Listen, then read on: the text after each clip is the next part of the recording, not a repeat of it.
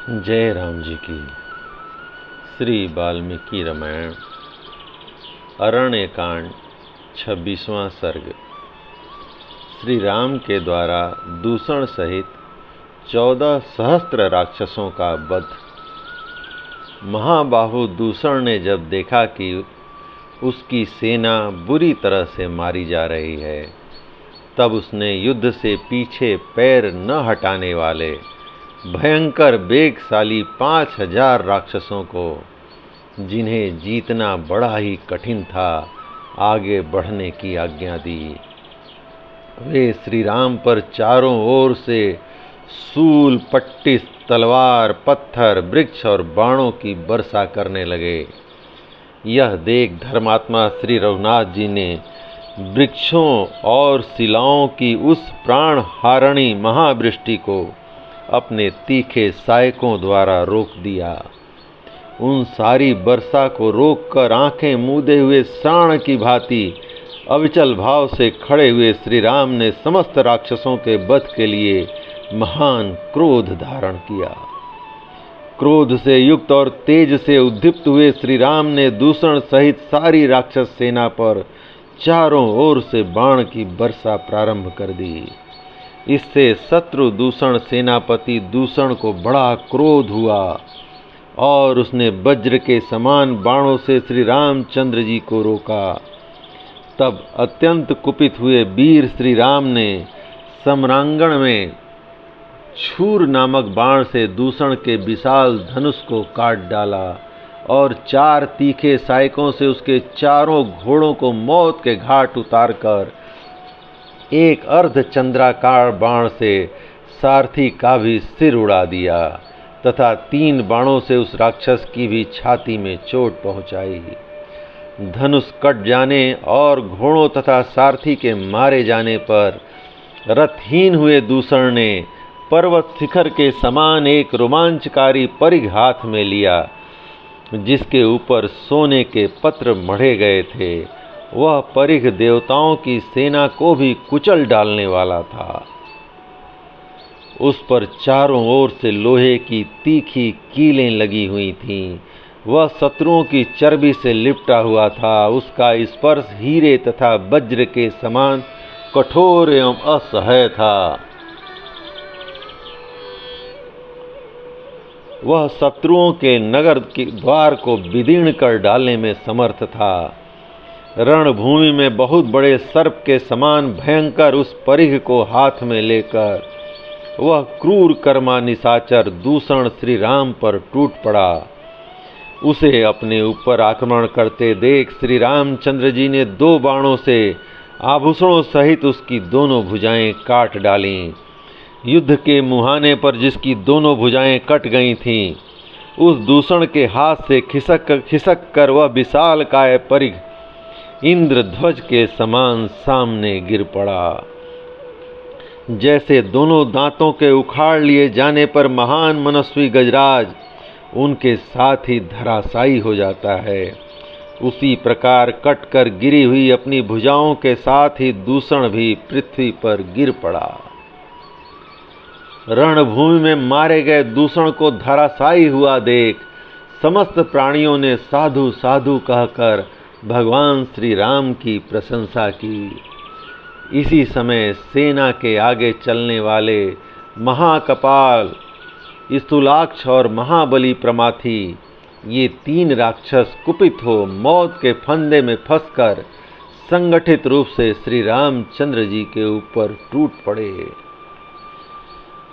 राक्षस महाकपाल ने एक विशाल सूल उठाया, स्थूलाक्ष ने पट्टिस हाथ में लिया और प्रमाथी ने फरसा संभाल कर आक्रमण कर दिया।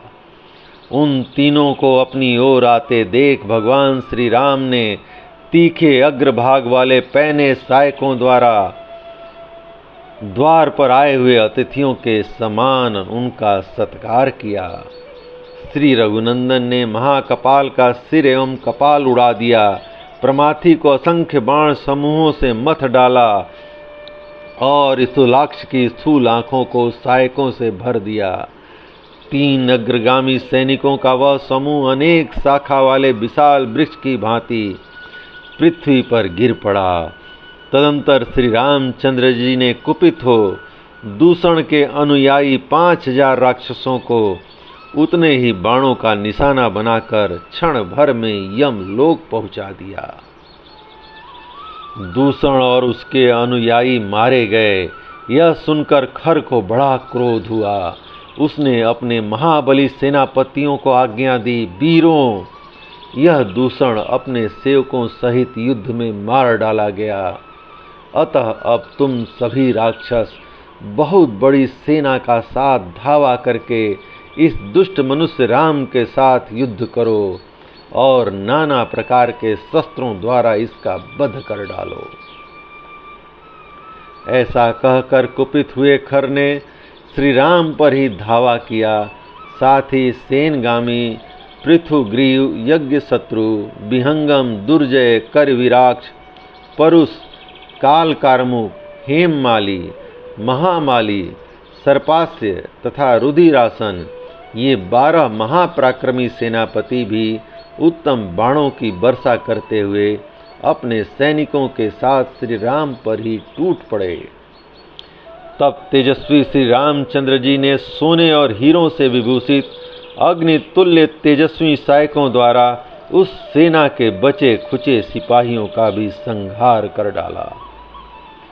जैसे वज्र बड़े बड़े वृक्षों को नष्ट कर डालते हैं, उसी प्रकार धूम युक्त अग्नि के समान प्रतीत होने वाले उन सोने की पांख वाले बाणों ने उन समस्त राक्षसों का विनाश कर डाला।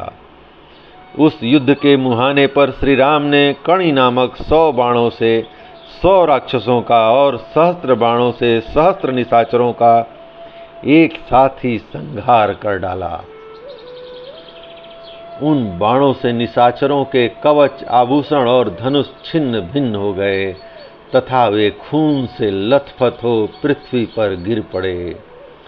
कुशों से ढकी हुई विशाल वेदी के समान युद्ध में लहूलुहान होकर गिरे हुए खुले केस वाले राक्षसों से सारी रणभूमि पट गई। राक्षसों के मारे जाने से उस समय वहां रक्त और मांस की कीचड़ जम गई। अतः वह महाभयंकर वन नरक के समान प्रतीत होने लगा। मानव रूपधारी श्री राम अकेले और पैदल थे, तो भी उन्होंने भयानक कर्म करने वाले 14,000 राक्षसों को तत्काल मौत के घाट उतार दिया। उस समूची सेना में केवल महारथी खर और त्रिशरा, ये 2 ही राक्षस बच रहे।